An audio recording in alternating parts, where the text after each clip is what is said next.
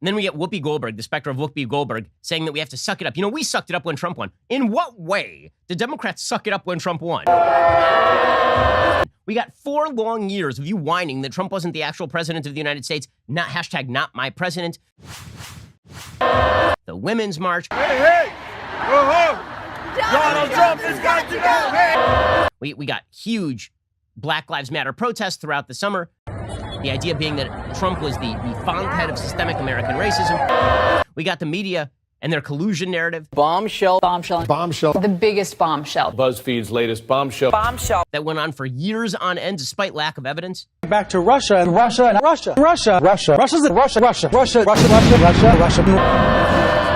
We got an impeachment. At what point did Democrats actually come to terms with the fact that Trump had won? They never came to terms. I mean, obviously, I can beat him again, but, just... But spare me, really, all of this stuff is just... Ugh. All these people who are unwilling to accept the results of election now going, you guys, you got to grow up. I'm not willing to hear that from you. I'm sorry, Whoopi Goldberg. I think you have no leg to stand on here. Here is Whoopi Goldberg. When you know who was elected 4 years ago, Hillary Clinton didn't say, hey, wait a minute, this doesn't feel right, stop the count.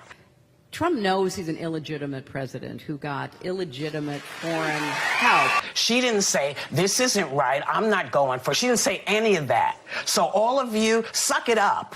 Suck it up like we sucked it up. And if you are not sure that you're comfortable with Joe Biden, do what we did.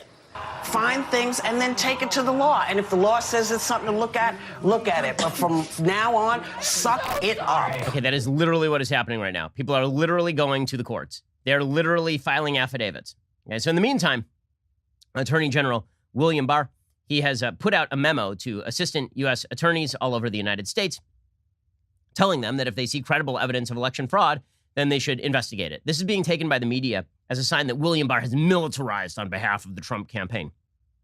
Literally changed no legal standard.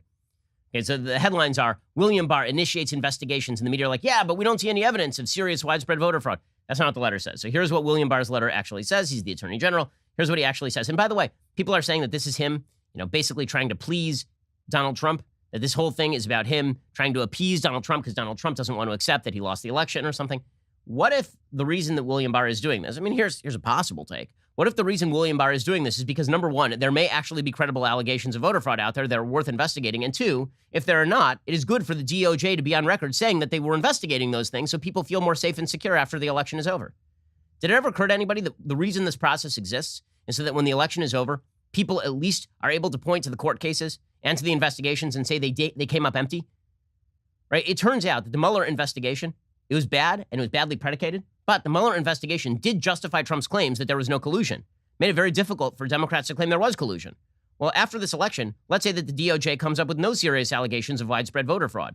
It's going to be a lot easier for people to point to that and say, okay, there was no widespread voter fraud that decided the election.